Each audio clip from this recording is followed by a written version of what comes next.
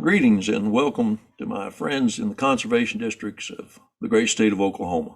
The place I need to start right off is to thank you for being a leader in conservation and the work you've done in helping ensure that the wonderful natural resources of your state are used wisely in the past and from this point forward. You have a lot of things to be proud of in the state of Oklahoma. I have a number of connections, both friendship and kinship there. I know it to be a place of not just beautiful landscapes, but a place that produces remarkable people. Any spot on earth that can give us the gift of Will Rogers is a lot more than okay. You add to that the talents of Reba McEntire, Garth Brooks, and the list goes on and on and on. The sons and daughters of Oklahoma have made you proud, and your state has a lot to be proud of. We thank you for all those contributions. My name is Frazier. My name is technically Randy Frazier, but people have known me for many years, just shorten that to Frazier. So I welcome you into that crowd. And I want to reach out to you in the next few minutes and talk to you about how we got to the point of where we are, of talking about your board. Now, honestly, I feel like we have been pulling the same wagon in the same direction for a long time. We have a number of things in common in that I've worked in conservation at one level or another for over 50 years now. And when I got out of school, that included a 30-year career working for a state agency where I was responsible for facilities and lands and staffs that were focused on what we would call conservation education. Like most farm boys, before I got through with that job, I had already started a second career, and that had to do with leadership development. It's what I've been doing for the last 20 years or so. So if you add the leadership development experience with the conservation experience, it probably helps you understand how we got to where we are today and why we're going to spend the next few minutes talking about what every leader needs to know about the board. I'm so grateful to the Conservation Commission there and your association for going to the trouble and the expense of seeing that as board members, you have the ability to have printed off copies of the workbook, and I trust you've got a set of the summary cards. If you look through those, there'll be a lot of help, I think, in refreshing your memory of the things that we're talking about. We're going to move through this material in two parts. The part one will cover these four large topics. We'll cover remaining of the material. Now, let's just say a word or two about boards in general. It is a large, complex subject, and I'll be quite frank with you. About 30 years ago, I had already served on a number of boards and did not know very much about boards. I didn't realize how much I did not know.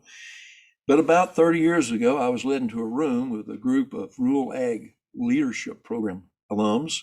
You've got one of the best in the nation right there in Oklahoma, by the way. And we were told that Mr. Freeman McKendra was going to talk to us and work with us to help us understand boards and how they work, why they work. He was working for the Winthrop Rockefeller Foundation in those days. And there was a lot of joking among us, board education, spelling it B-O-R-E-D. And a couple of people suggested if they had the option of just going in another room, getting beat up or something, maybe that would be better. Frankly, we're awfully glad, all of us were, that we spent that time with Freeman McKendra. He's become a great friend and a mentor. In that short period of time, he opened our eyes and our ears to the fact that boards are the living laboratory for leadership learning. They are the foundation stone for what makes a free, open society in a democracy what it is. We need boards, and almost everything in this nation and in many places around the world are operated through groups of people reaching consensus, becoming, if you will, a steering committee. So that said, let's go back. Because boards are complex, and I'm always looking for an easier way, rather than jump in and asking you what you know about boards. And by the way, if we had our druthers, this would be a two-way exchange so that you could ask questions and share thoughts. So we'll do the best we can by letting this be one way. But rather than jump into boards, let's talk about something that's easier for all of us to relate to and identify to. Let's talk about trucks. I think that trucks make a pretty good analogy. I think the great teaching that we remember usually has a parallel or a parable or an analogy that we can follow. And trucks make for a good one. I'd like for you to think just at the start of this as a framework. If your conservation district was a truck, there are three things that I would want to know from you in discussion about your truck. And we're going to go through them one at a time. First of all, you don't get a truck unless you have a use for it. I mean, urban cowboys will buy a truck just to look cool. Rural people get a truck because they've got to work. And that means you're picking up stuff, putting it in the pickup, and delivering it. So the first question to answer about your truck that you need to think about is, what are you delivering? What are you hauling in your conservation district truck? What do you provide? The next question would be, how well is it operating? Has it been well maintained? Does it get you down the road well? We'll talk a little about that. And who's responsible for taking care of those things? So let's take it right from the top. Here's the deliverable for conservation districts. It's right in the enabling legislation. If you go back and think about the Dust Bowl days, it wasn't just the fact that the soil was being washed away, and a few smart people realized that our livelihood and future depended on having the agriculture and soil. We needed to find a way to manage not just the soil, but what was washing and blowing the soil away. So the water and the air don't come immediately to mind, but they are certainly all part of that business. We deliver soil, water, and air to the future. Kind of an important thing, don't you think? I mean, well, it's not brain surgery. It turns out it's much more complicated than brain surgery. Now, as a biologist, I want to add one other element to this that makes it a livable planet. You couldn't have much of a ranch or a farm if you just had soil, water, and air.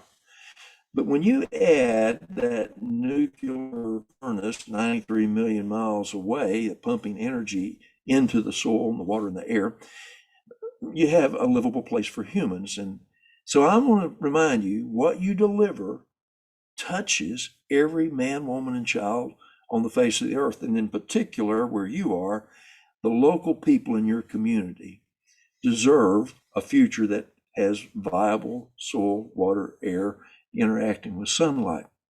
Right now, they don't hold you responsible for making sure the sun comes up every day. I mean, we're bright, but we're not that bright. But this is what makes things go round, if you will, in a habitable planet. And as far as we know, this is the only one in the universe. All right, so that's what you deliver. Second question, how well does your truck run? And most people, about most things, overestimate how good they are at getting things done. For instance, trucks, internal combustion engines, and I'm not down on them. Goodness, I hope they don't get rid of them anytime soon. Internal combustion engines, well, they get us down the road even when they are less than optimally operable, right? In fact, the best efficiency for what we call thermal efficiency in an internal combustion engine, you might be surprised to find out of a gallon of gas, only about 20% of a gallon of gas is actually used to get you down the road. The other 80% of that energy, a lot of that heat goes out the tailpipe. You have friction. You have one whole system in your truck, right, that just gets rid of heat and wastage, called a radiator. More parallel to boards than we might want to think of. That's the old saying, when it's all said and done, a lot more gets said than done. And so boards kind of function sort of like trucks. They could probably haul a lot more, a lot further, a lot faster if they were tuned up and kept in good condition. And I'm sure yours is, or at least I hope it is. How well does your truck run? And the last question we'll address is who's responsible for your truck. And that would be people who are inside the truck, the people who are the steering committee, quite frankly, is what a board is. Only the chairman gets to sit behind the wheel, but they can't just drive it anywhere. They have to have the guidance of everyone inside the cab of the truck. That's the small group of people who are handling maintenance and operation of your truck. It's the board. Thank you for being in the truck. Now, occasionally, when we back up and realize that that truck could probably run better, what we need sometimes is a little bit of outside help. And the best help that you could get would be, well, an old-time mechanic who wants to help you get your truck to run well. And that allows me to tell you a little bit about Mr. Benson Brantley. What a classic name. You'd have to be a good mechanic to be called Benson Brantley. We called him Mr. Benny. He's long since passed on. Honest as the day is long, I could tell you where he and Miss Nellie sat in the church building. He was always a little kind of a short guy and a little stooped over. Daddy said he had a bad back because he used to lift transmissions in and out and didn't have a good floor jack in those days. A little bit crippled up. He had that one eye that kind of looked off in a different direction. A little unnerving as a kid until you found out which his good eye was and he's watching you with it. He had one good ear too. The thing is, he was a great diagnostician of vehicles. He had a shop right there off Highway 79, and everybody knew that Mr. Benny was the guy to take your truck to. He was the guy that you could count on. If you went there, I would see him sometimes take a stick or a piece of pipe and like a stethoscope, he'd touch it around and listen and watch the exhaust.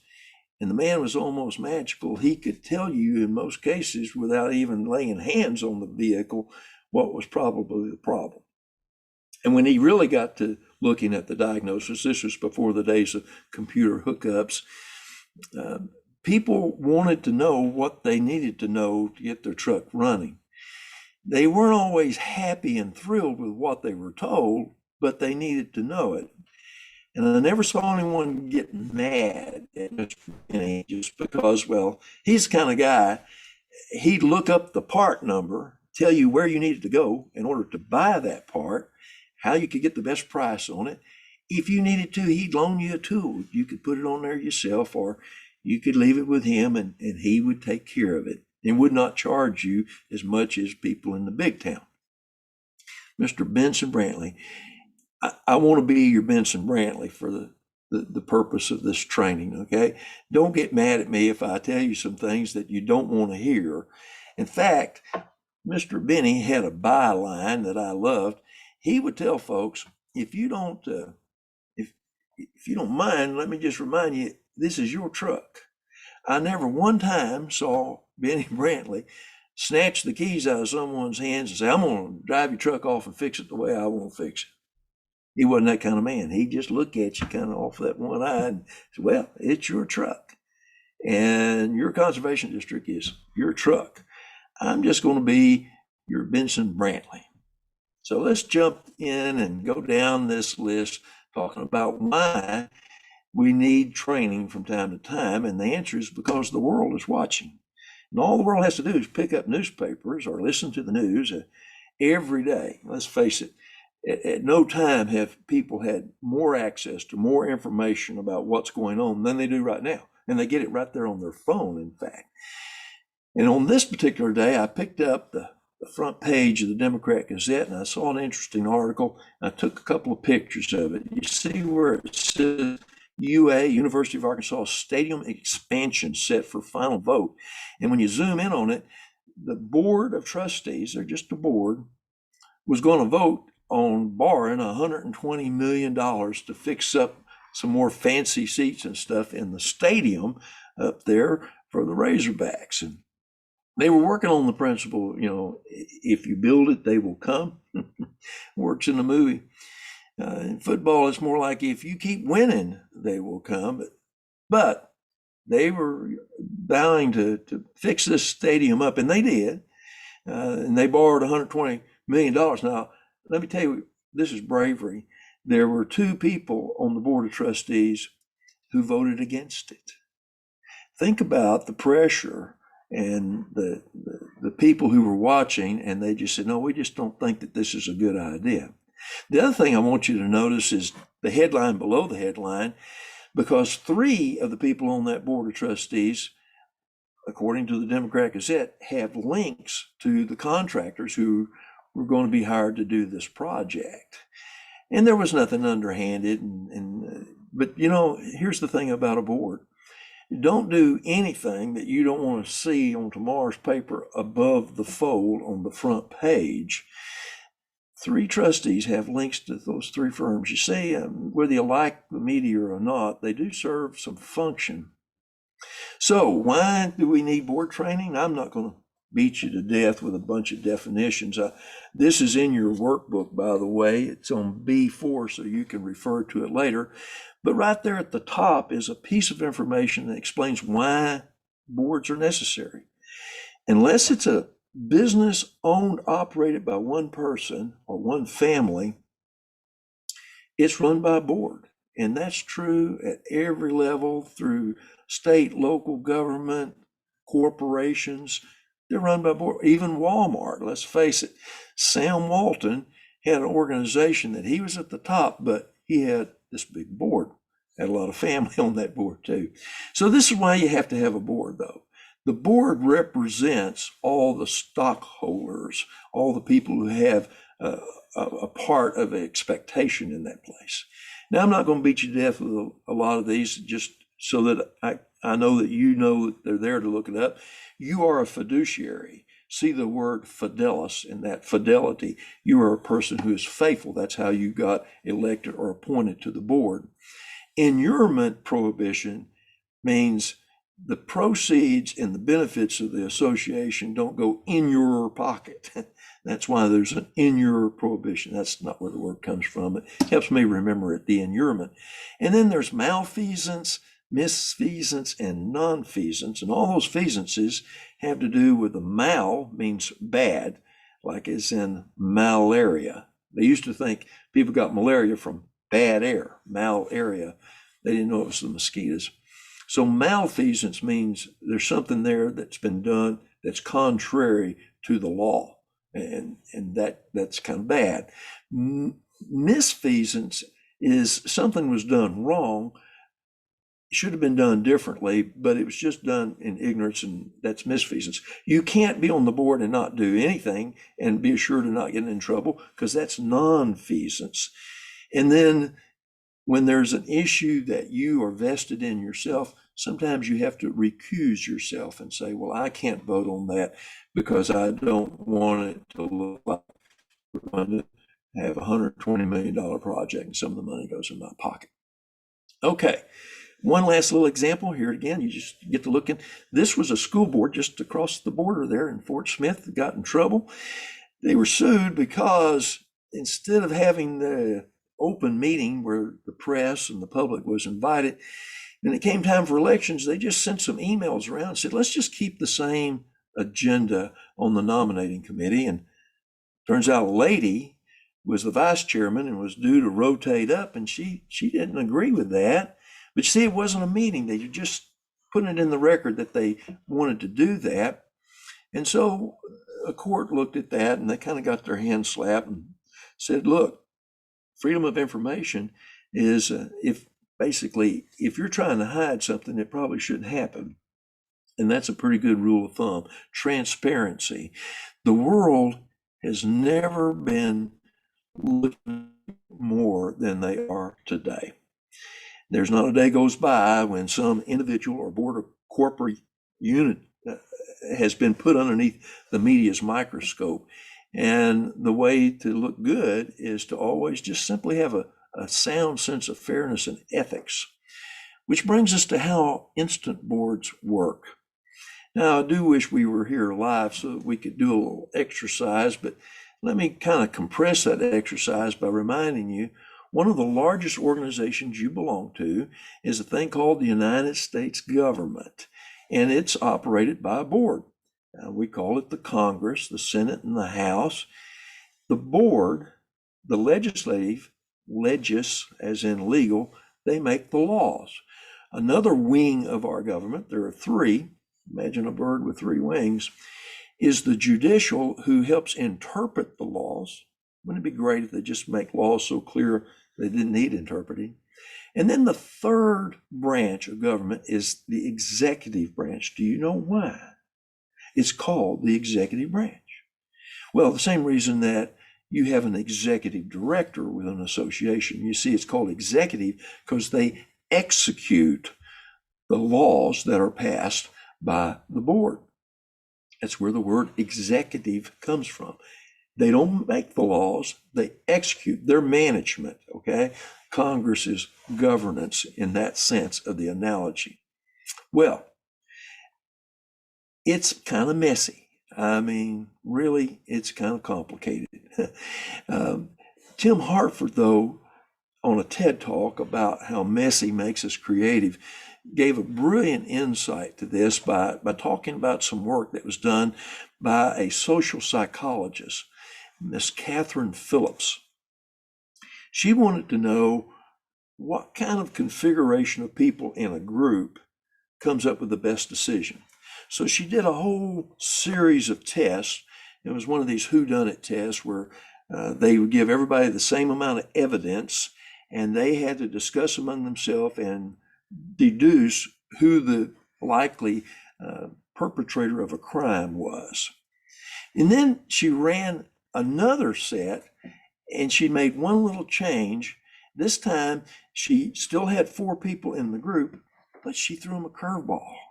There was an outsider added to the 3. See, the group on the left always had people who were internally connected. They were in the same sorority, so to speak, fraternity, social club, neighbors. Everybody kind of knew each other. But in the second wave of the test, only 3 of the 4 had that relationship. And then there was someone different who didn't necessarily look, act, or think like part of the culture that these people were normally used to. Who do you think felt the best about their team? Well, obviously the insider group. They were more comfortable. They felt more confident. And this group on the right, they felt less comfortable. It's kind of awkward and less confident about their results. When they tallied the results, though, it's true. The group on the left got it right about half the time. 50-50 chance, right? Half the time. Whereas the group that had more diversity and had an outsider got it right 3 out of 4 times. And they didn't feel more confident, they felt less confident. Why is that? Well, one reason that you need diversity and continue to stir the pot in a board like that is that when everybody thinks that they know how you're thinking and what those thoughts would lead to, communication doesn't happen. And I've actually gotten those results back from boards I've worked with. When they do an analysis, they find out that the failure of communication is so frequently the problem. And these are among people that, well, you see, the problem is they don't communicate because they think they know what you're thinking. And the thought afterward is, well, I thought that you were thinking what I thought. When you have another person in there, not part of the club, you have to stop and explain things. And when you do, Susie over here says, oh, well, now, that's not what I thought you meant whenever you thought that. So there is a good purpose for having more diversity in your organization. It is one of the keys to a good board. And Otto von Bismarck had it right when he said laws are like sausage. It is better not to see them being made. If you like sausage, you might not like seeing them being made. I love this comment by Stanley Fetter, who runs a sausage company. He says, I'm so insulted when people say that lawmaking is like sausage making. You see, there are rules you have to follow for making sausages. There's health laws and ingredients and recipes. When laws are made, things kind of get mixed in, politics. Which brings us to how to plan ahead. And this is not about shooting forward with a strategic plan. We covered that in the second one. This is about a different way of looking at that phrase. A few years ago, it occurred to me, if you break that phrase up, it applies perfectly to boards. Every body, that is, every organization, needs to plan, that is, give some thought for its head, because the head contains the brain, and the brain is the board. Let me break this up into pieces so that you probably already see it, but let's just so that it gets in your mind again. Analogies work. The board has to know where to go, and that's the eyes. Many people in biology say the eyes are just an extension of the brain, but vision is connected closely to the brain right up here in the head. Not only is vision, but the need to know. So much of our learning comes through our eyes and our ears. And how far are the ears away from the brain? So the job of the board is to constantly be not talking, but listening at least part of the time to the rest of the body. And the board is the place where you have the mouth. The brain is connected here, and all the food that's ingested that supports the whole body comes in through the head. That's why the board has its hands on the process of making financial security for the rest of the body. And it not only makes it financially so, it is the part of the body that says it is so. It is the place where the executive speaks for the organization. The chairman of the board speaks for the organization through the voice. The next part is just so perfect, because it's not an accident, folks, that your nose is located where it is. This is great. You know, the time-honored way that you know if something is good to eat is you give it the sniff test. And everything that you put in your mouth goes right under your nose. How about that for a design? You have to smell of it. Just, no, I don't think probably it's been out of the refrigerator too long. So if you put the nose right above the mouth, you get the sniff test on everything that comes in. And it's up to the board to smell things. And one of the hardest things the board has to do is sometimes just say no. In fact, I think it was one famous theologian, I believe it was Martin Luther, who told his students, learn how to say no. It will do you more good than learning Latin. It'll keep you out of trouble more. Think of all the things that you'd stay out of trouble from if you just learned to say no to some things. And now you have the whole brain, right?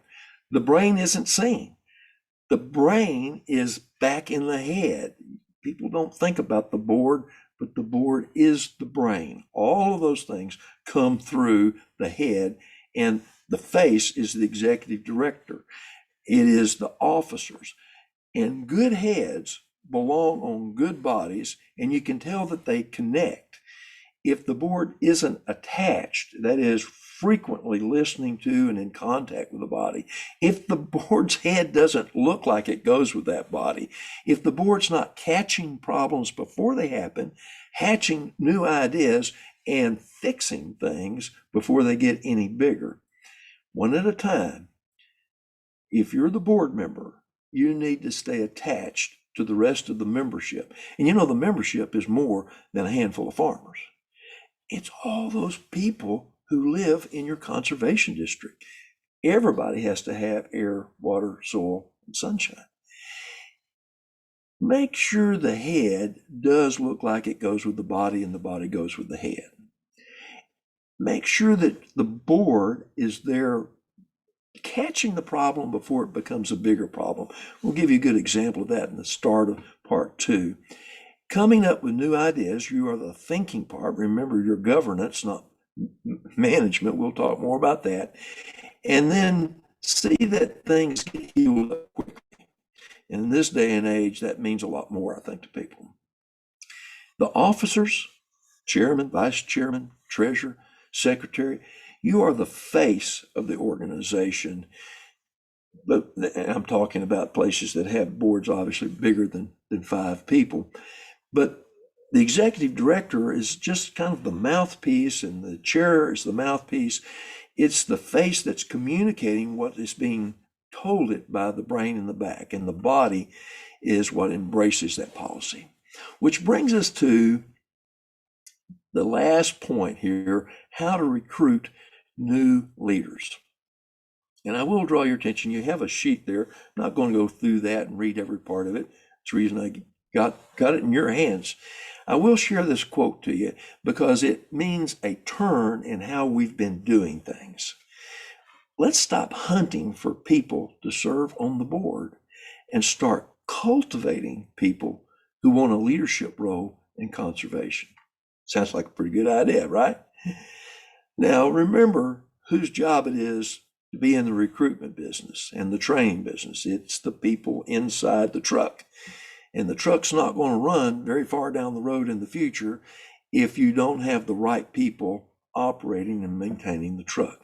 We're going to do the first part here. Number one, if you want to be more successful in the future with who you get on the board, as an organization, you have to become more visible. And I know you're tired of hearing that. You go to NACD, the National Association of Conservation Districts, and that's a frequent phrase. We're America's best kept secret. So no one ever started off to want conservation districts to be invisible. The thing is, we've got to learn in 3 steps, how did we become more visible? And I'm going to show you in 3 steps how organizations like conservation districts move their agenda out into a greater public view. They learn to sell the sizzle, they learn to have spaced repetition for that message, and they learn how to do the hardest thing for many of us, ask for help. We'll start this off by reminding you again of what's in your truck. If it's not important, you don't try to sell the sizzle, but do you get any more important? And did you notice when I showed you those pictures to represent soil, water, air, and sunlight, every one of them are tied to people. About 20 years ago, one of my greatest friends, Ray Ledgerwood, bless him, invited me up into his neck of the woods to speak at a conference on this subject. And I started by asking people to take a pencil and paper and write down, what is, in your words, the purpose of a conservation district? Try to do it in 1 sentence. When they put their pencils down, I asked for a show of hands of everybody who mentioned soil or water. Every hand went up. Then I said, put your hands down now. Everybody who's mentioned by the word person or people or children, if you had any of those words that represent people in your statement, raise your hand. There you go. See, every hand didn't go up. In fact, very few hands went up. All of those pictures are selling the sizzle about what's important. It's not the steak. We always think it's about the steak, but the old salesman motto is you sell the sizzle. What is it that smells good and gets your appetite worked up? It's the sizzle of the steak.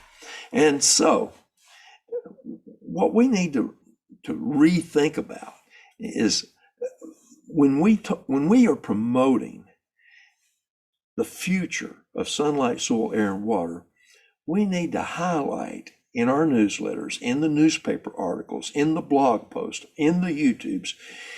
Richard Davies, one of the greatest leaders who ever worked in state government of Arkansas, told me one time, little fuzzy animals and children are what sell. And people want to see the children in the rain. They want to see the children having an interaction with livestock and understand what ranches are about. They want to see the future through their children's eyes about why all the biotic community is important. And you see, you can't go wrong with little children and fuzzy animals. You've got to sell the sizzle. I know we think in terms of the steak. But if you want to be more visible in the future, rethink what you're doing about how you sell it. And they want to know about the tree plantings and they want to see that kid and hear the story about the first time that they not only had a drink of milk, but were able to look at a cow that milk came from. Selling the sizzle, just kind of have to reorient ourselves. Again, your client is not just a handful of farmers. It's all those people in that conservation district, in that watershed, in that community that are depending on you, and they don't know that they're depending on you. Remember, most of those people did not live through the Dust Bowl. So they have to be reminded in many times in many ways, which brings us to spaced repetition. Again, it starts off by knowing what's in your truck and making sure it's operating well enough to do spaced repetition. The thing I learned about spaced repetition was from some of the brightest brains, if you will, in the business of advertising. And what they told me was that everyone's brain pretty much works the same way, in that we learn things and we remember things that are not just repeated, but has intervals of space in between the repetition. It just works. It didn't work as well for me in college algebra, I'll admit that. But generally, what I do understand about anything happened because I got it more than once and in more than one direction. So the advertising executive will tell you commercials are effective when the people who are playing the commercials almost have a wave of nausea go through them when they have to push the button and play that jingle one more time, play that silly commercial one more time. Think of how many times those auto dealerships are out there selling the trucks. They don't just let you know a couple of times a year. And so if you're just having a fishing clinic for children once a year, that's wonderful. But what about the rest of the year? What about something in addition to selling those pecan trees? What about if you made it a point out of 52 weeks in the year that there was some little drop? And you see, it doesn't always have to be you. It could come from someone else who's selling your message for you. And that brings us to basically the next point. I'm descended from Scottish Highlanders, and so I know a little bit about having a hard time getting past this business of asking for help. You don't mind asking for help so much from these folks because they are what make things work for you, and they're the great sponsors of this conference. You've got to not think about the people that you've always thought of when I say ask for help. What about all these other people out there? What about other federal agencies and state agencies who have means and have coincidence, if you will, with you on what you sell? And when you go to them and ask for their help, the thing to remember is you don't start in by saying, can you give me some money? Little note from the School of Philanthropy. If you ask people for money, they'll give you some advice. But if you come to them warmly and ask for their advice, they're much more likely to give you their help, which may include money. And all of these people have blog posts, and they all have websites, and they all are looking for a chance for you to tell other people about what they do in the natural resources. And in reciprocation, they're willing to tell the story of conservation districts if you ask them. And by the way, what about these youth organizations? If you're not focusing on elementary schools, high schools, middle schools, special schools, all of them have reports to write, and teachers are looking for assignments to have them write those reports about. How about that for a concept? And so there are hundreds of places that we haven't looked. You hear the expression, think outside the box. I'm going to tell you, think outside the sink. Because if you don't, you're going down the drain. You have to sell the sizzle. You have to have spaced repetition, and you have to learn to ask for help. Those first two things will make you more well known to them. That last thing helps you see them in a working field. They know you. You see, it's not about hunting someone to be on the board. It's about cultivating, and you know they're good because you've already worked with them. So who's responsible? Well, number one, the board has to work toward becoming more visible. We're not going to cover number two just yet because we'll do that at some length in the second half of this.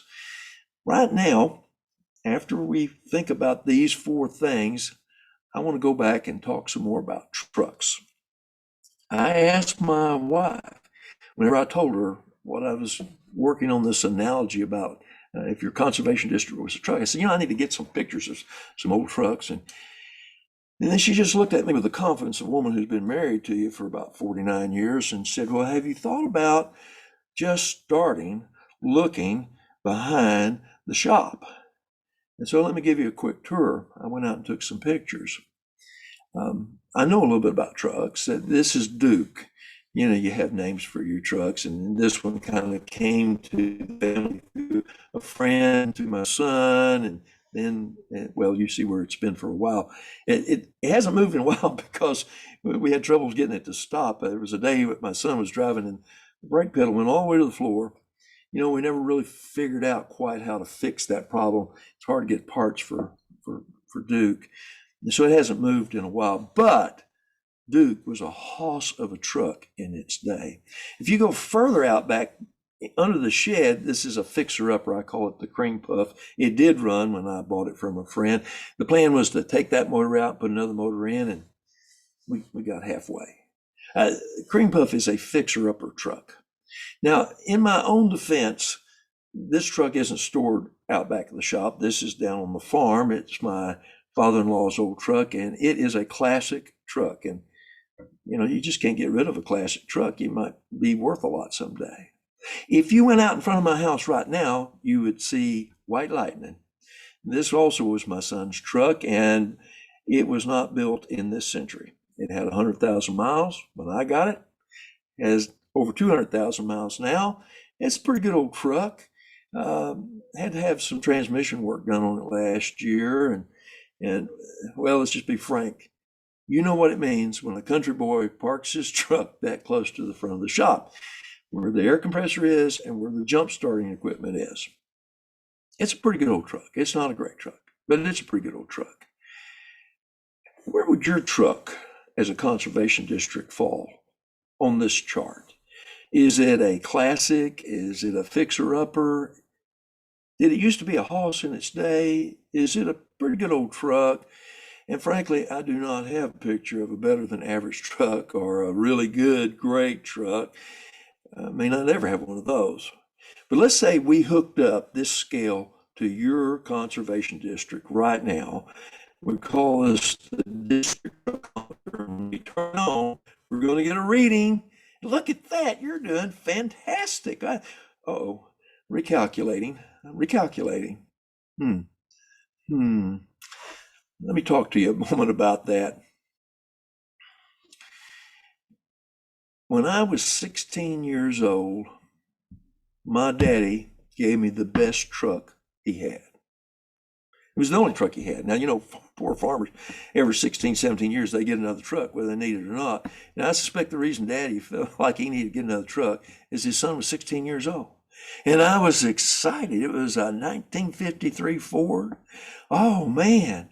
And the first thing I did, I wrote a book called What I've Learned from 9,000 Years of Farming. I talk about this truck a little bit because we took it to Mr. Benny Brantley, and he helped us put up behind the cab 2 red cherry bomb mufflers and put an ooga horn in it. Well, I painted it myself. I don't know why Daddy didn't do all that when he owned it. But the thing I want to say here at the end of this is that Daddy had the choice of not letting me have the truck then. He could have said, son, I'm going to have to keep it in my name. You can borrow it anytime you want. If he'd have waited 5 years more, it'd about been worthless to me. Because by the time I was 21, I was married and had a job and had other things. But I'll never forget what it was like to have him hand me a truck that he had taken care of and made sure it was in good shape, made sure I knew how to operate it, and was still standing behind me, making sure that it got whatever it needed so that I could keep it in good running order. And so I ask you this question. If your conservation district is a truck, how long do you think you're going to be in that truck? Because you see, there's going to come a time when somebody else is in that truck. And depending on what you do in the next 2 years is whether or not that truck will move into the grave. because it won't be too long before you'll hear a voice coming out of it saying, it's our truck. It's not going to be your truck for very long. One more thing about trucks. What I need you to think about is when you're going and how you're going to see that the sons and daughters of Oklahoma are given the best truck that you can possibly provide them. I know you'll do it. I hope you will. The sons and daughters of Oklahoma deserve no less from the best of the people who are there now to give them the best conservation district they can possibly have in the future. I'm looking forward to talking with you in part 2 of this. Think on those things. Take care. God bless. We'll talk to you later.